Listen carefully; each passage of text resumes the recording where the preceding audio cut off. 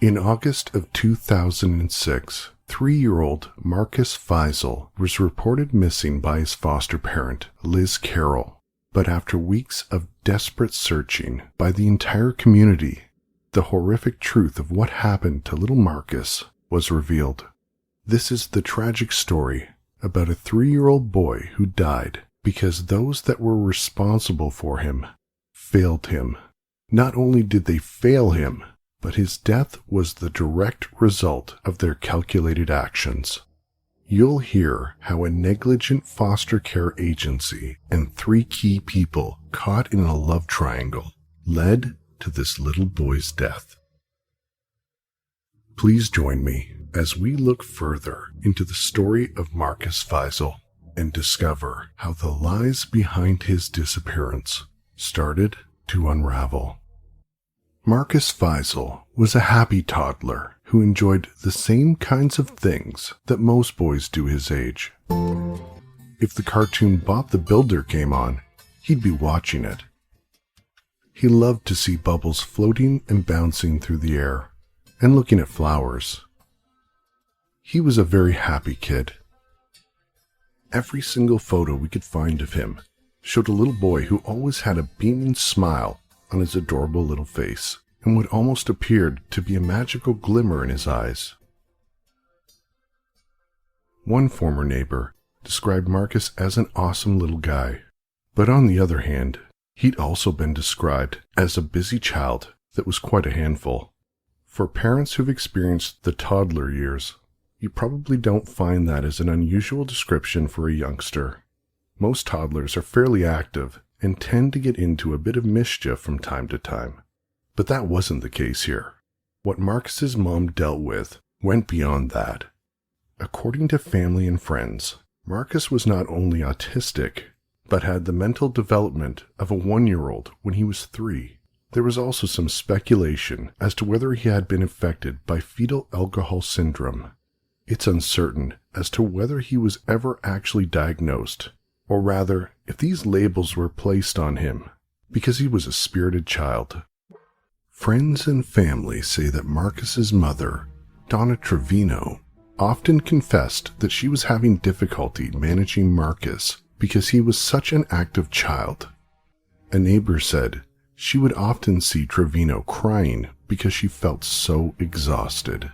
Marcus wasn't an only child. He also had an older brother and a younger sister, and although they reportedly all had different fathers, they all lived together with their mother Donna in Middleton, Ohio. The father of Marcus's younger sister was still in the picture, and frequent calls were made to police during domestic violence disputes. Once when officers arrived on the scene and made their way into the Trevino home, they noticed a distinct smell of mold throughout the house. When they made their way up to Marcus's room, they noted that the walls had been smeared with feces. There was a mattress on the floor and a baby gate in the doorway. It was clear that Donna Trevino was out of her depths and was doing whatever she could to manage the situation, but wasn't equipped for the task. As a result, a series of reports were made to Child Protection Services. It was clear to those around Donna that she needed help. At one point, it was reported that Trevino's boyfriend had spanked little Marcus and left bruises on his backside. Another call was made after Marcus climbed out the second-story window of their home and fell off the roof, resulting in an injury requiring stitches.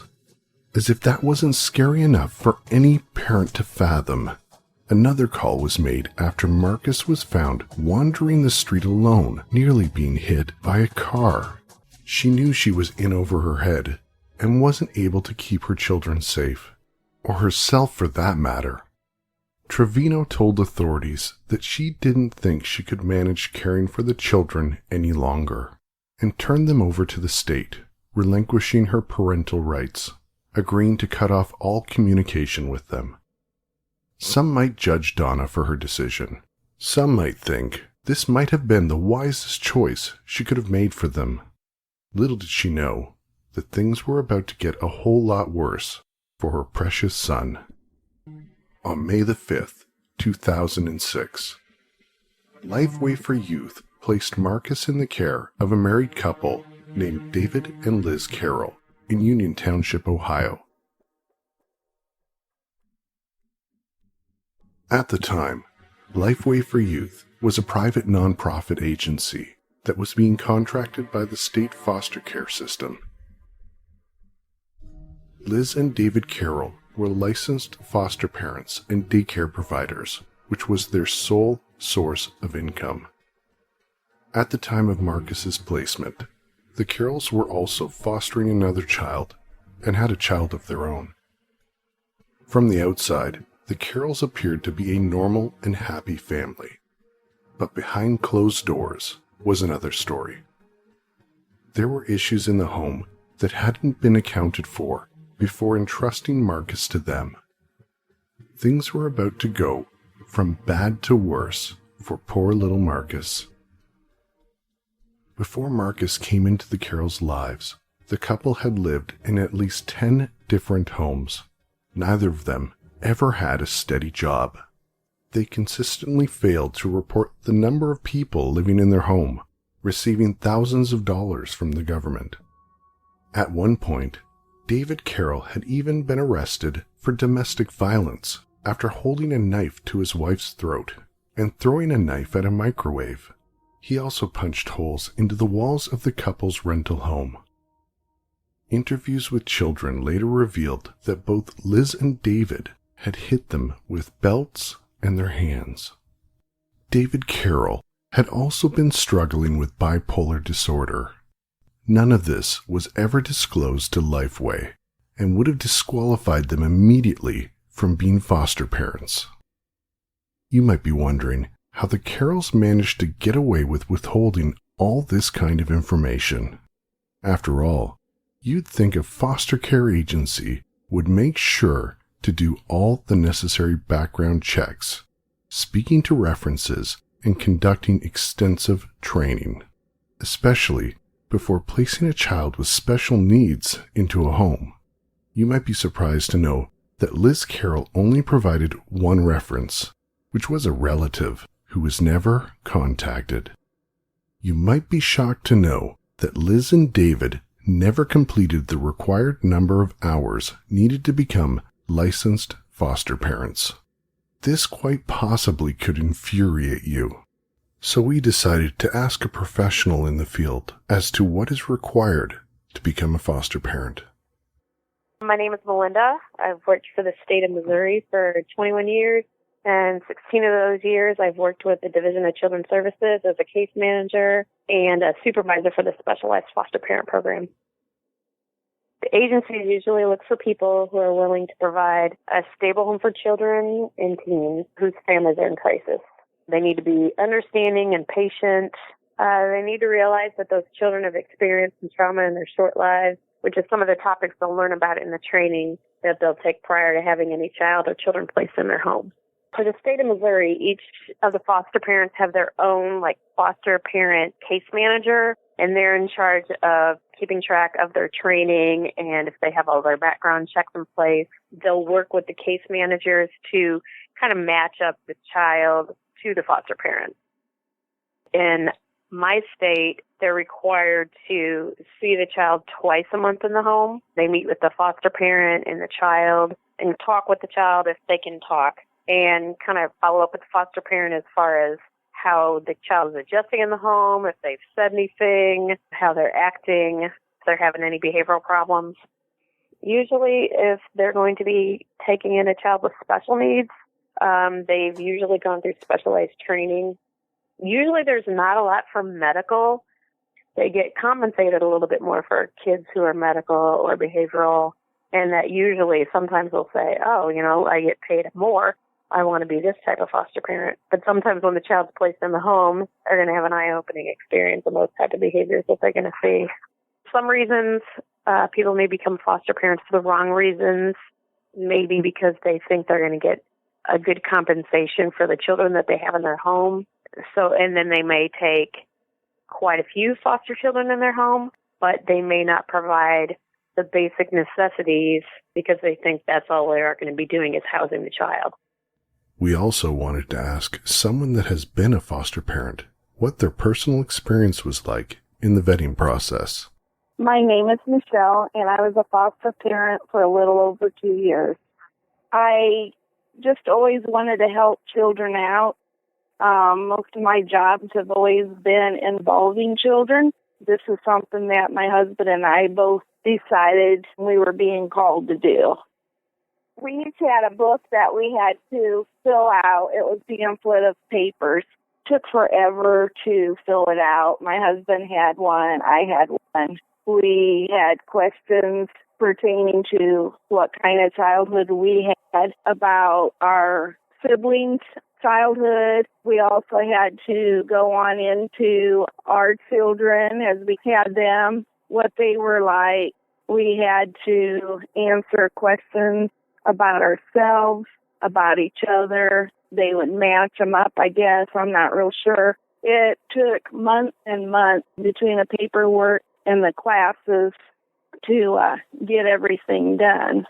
The references could not be related. As far as detail, I'm not real sure. Just people that had known you for a certain period of time. You had to let them know how long the people knew you. We got our fingerprints done. We had to fill out forms giving all our aliases, and they ran a background check on us for that, too. Even as foster parents, you had to continue to do that. And then when you had a child in the house, when they turned the age of 18, they also had to be fingerprinted and have a background check run on them. It was like 5 classes, and each one ran for a period of hours. They would help you understand what the child had gone through. They let you know about cases so you could understand things a little bit better. They always had workshops where you could work through things and try to relate to problems. You always had a choice on the child. You could also choose whether you wanted just babies or a certain age range. Some only chose babies, some only chose up until like 13, and then others just wanted teenagers. You can choose if the color of a child mattered to you. They give you all these choices. To us, nothing mattered. They also ask you if you want to be short-term or long-term. We chose short-term, but we ended up getting 2 long-term foster children that we had for the length of time we were foster parents. And then when they left, then we were done with it then. Before Marcus came to live at the Carroll's home, another key character entered the picture. This person is Amy Baker, single mother of 3 young children. When Amy was in grade 10, she'd dropped out of high school, and she decided that it was time to get her GED. In order to do so, she needed to take classes twice a week for 3 hours. But for her to do that, she needed someone to care for her children and couldn't afford childcare services on her own. The county agreed to help her find a daycare provider in her area and also offered to subsidize the cost. In fact, Amy was only required to pay $2 a month because of her financial situation.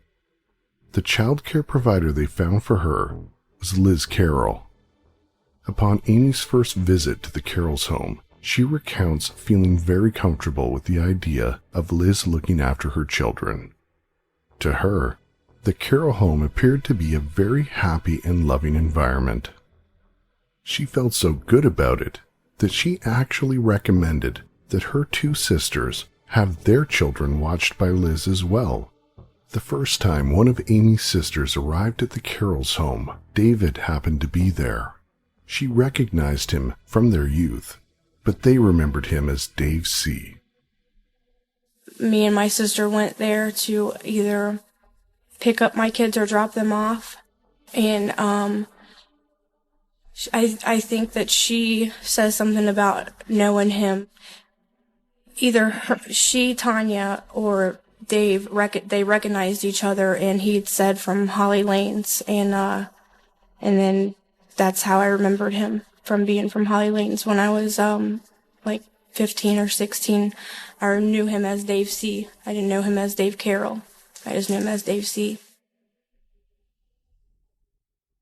After a few months of Amy having their children being watched by Liz, she managed to acquire 3 part-time jobs, and soon needed Liz to go from watching her children a few hours a week to 6 days a week.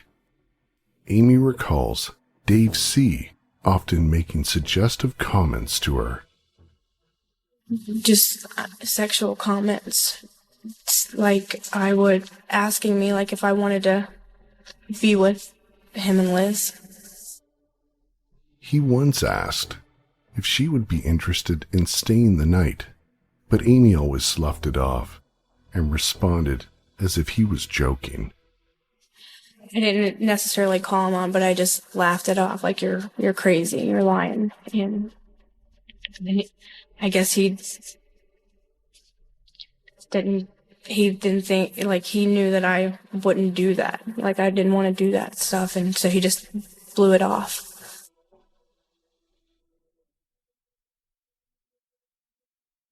Almost a year later, the Carrolls were on the move again and moved to an area away from where Amy's kids attended school. So she decided to move her children to a daycare closer to home. She did, however, manage to remain in touch with the Carrolls. On one occasion, she got together with the Carrolls and her sisters for an outing skating. Amy recalls Liz at one point grabbing her butt and bumping into her from behind, rubbing her body parts up against her. She grabbed my butt and come up behind me on the skating floor and, like, bounced up against me. It actually made me fall. It's unclear from all our research what happened next between Amy and the Carrolls, but at some point, it's reported that David actually moved out and left his wife. Apparently, it was because he was unsure about whether he wanted to continue raising foster children or not. We couldn't find out how much time had passed before David moved back in, but we did find that when he finally did, he didn't move back alone. Accompanying him was Amy Baker and her 3 children in tow.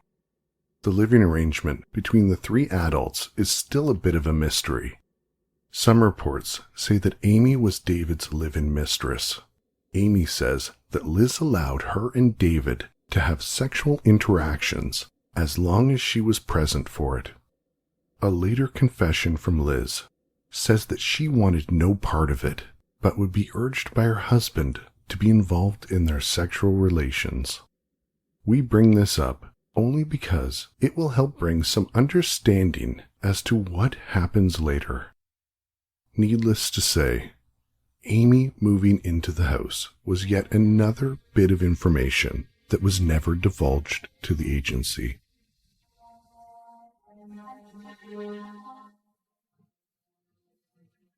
So Marcus, a 3-year-old with special needs, requiring extra amount of care and attention and understanding, is placed in this home, where there's a history of domestic violence, mental issues, and an unstable relationship between 3 adults.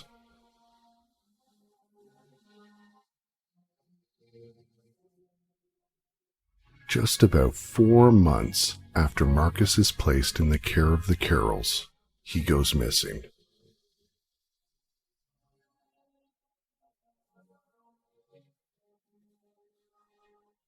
On August 15th, 2006, Liz Carroll calls paramedics after she says she passed out in a local park due to a heart condition. When police and paramedics arrive, Liz says she had 3 children with her. Police confirmed that all 3 children were accounted for and noted 3 booster seats in her car. Shortly after being transported to the hospital, David and Amy arrived with their other children. They had been just across the street at the YMCA. David then asked where Marcus was. Liz then stated he must have wandered off while she was passed out, but never mentioned him ever being with her at the park to the authorities. The community immediately jumped into action. Police, search dogs, and volunteers searched the area looking for Marcus. Thousands more joined in the search, looking through neighborhoods and surrounding areas. It obviously upset everyone that something like that could happen. Sherry came to this very park to search for Marcus Feisel. It was, very, very close to my heart with my 3 kids. She was one of thousands who came to Julius Park after Marcus was reported missing. Sean and Shannon Cantwell brought their children for the walk. Pretty much, your heart just pretty much broke when the whole story happened. A search of the Carrolls' home was also conducted, which turned up nothing. Days later, Liz Carroll held a press conference where she pleaded with the public to help her find Marcus. I'm asking that anybody that saw me with my kids, or saw me, or saw Marcus, to please contact the authorities.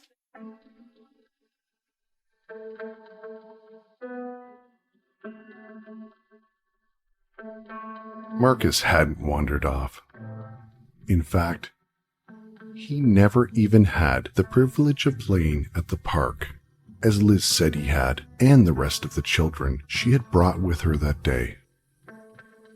In our next episode, you'll hear about the horror that was inflicted upon innocent little Marcus, not just on the day he went missing, but for days and months leading up to his disappearance.